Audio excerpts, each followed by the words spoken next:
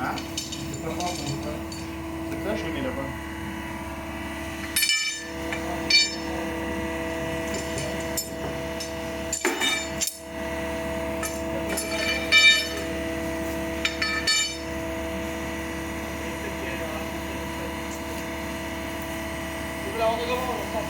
Ouais, c'est l'idéal.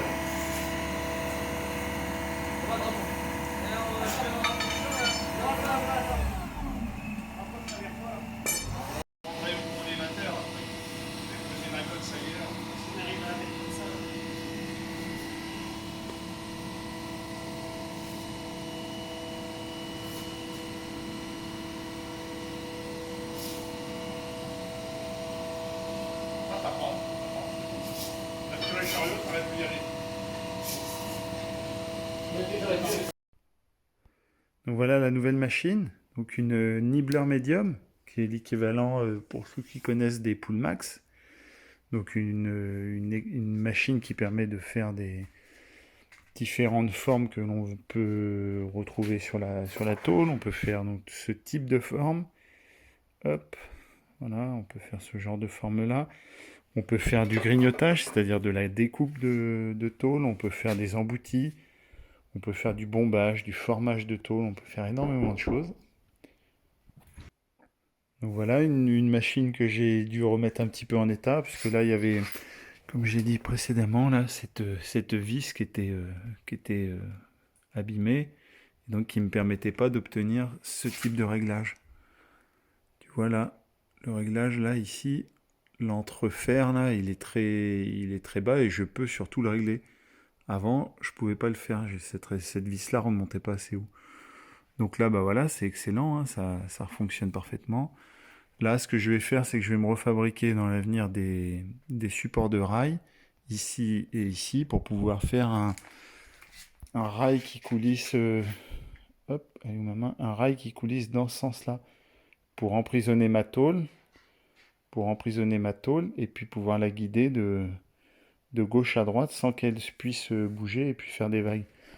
Là, on voit sur l'exemple que j'ai fait tout à l'heure, là, bon, on voit bien que je fais une petite courbe, je vais pas très droit, simplement parce que je suis pas guidé et parce que voilà, j'ai rien qui me permet de vraiment aller droit. Donc pour éviter ce genre d'écart et de problème, hop, l'idée ce serait de faire un rail coulissant là qui permettrait de coulisser la tôle d'avant en arrière là, tac tac, et de pouvoir faire la forme de façon uniforme et complète, voilà.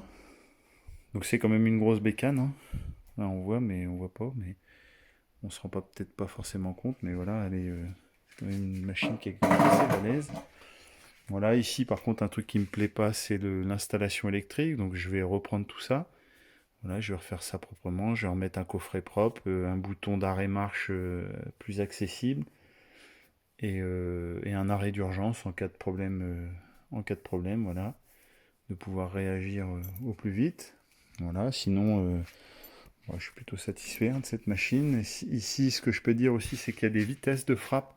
Donc là, on était sur la vitesse 4. Voilà, là, on peut descendre, se mettre en vitesse 3, 2 et 1. Et en fait, je vais vous montrer là. Ce que ça fait, c'est que ça va frapper plus ou moins fort, quoi. Ça va plus ou moins vite, là, sur l'exemple. Hop. Voilà, on gagne en vitesse, là. Hop, encore plus vite. Et là, bah là, c'est hyper rapide, là. On a même presque du mal à le voir bouger sur l'écran. Voilà. Là, je me remets en position 1. Voilà. Je vous assure qu'à l'œil nu, hein, ça va beaucoup plus vite.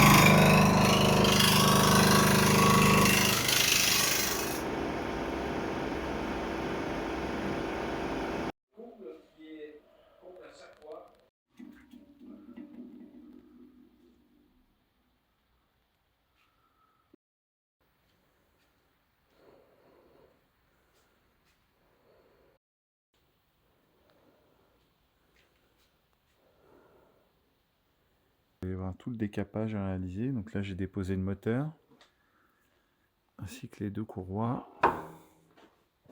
Voilà les 2 courroies qui étaient dedans.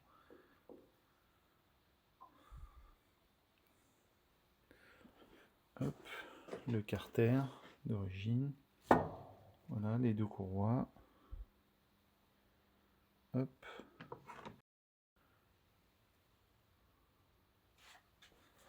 On va commencer à démonter cette partie pour bien tout décaper. Voilà, on va démonter toute cette partie-là. Là.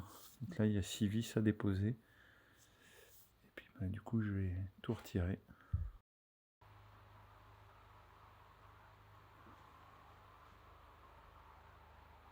Voilà, fin du ponçage et du décapage là, sur la machine. Voilà, elle va être prête pour la peinture.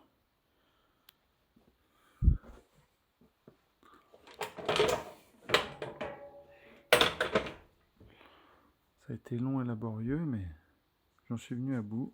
Impeccable.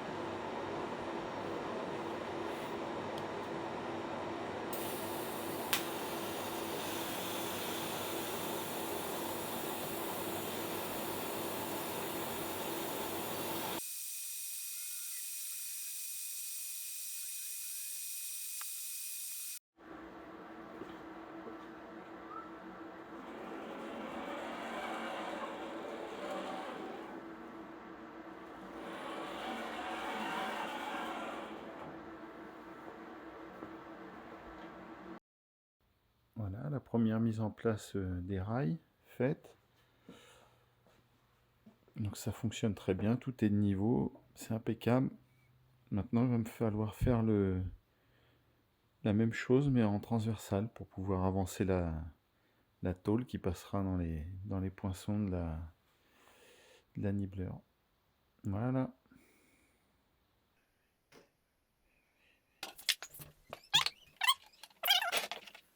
Donc ça, c'est la partie qui réceptionne l'outil, hop, qui permet de faire monter ou descendre. Donc on le positionne comme ça, hop, tac, il va coulisser là. Donc voilà, ça c'était l'ancienne vis qui était abîmée et qui m'empêchait, quand je me mettais dans ça, de remonter l'outil avec ça jusqu'au bout. Parce que ici, voilà, on voit que tout le montage était maté et détruit. Donc j'ai refait cette vis, hop, qui est parfaite et qui va retrouver sa fonction d'époque. Ouais. Attends, mais elle est coincée la broche quoi. Tourne. Ouais, c'est mieux déjà. On va regraisser tout ça tranquillement.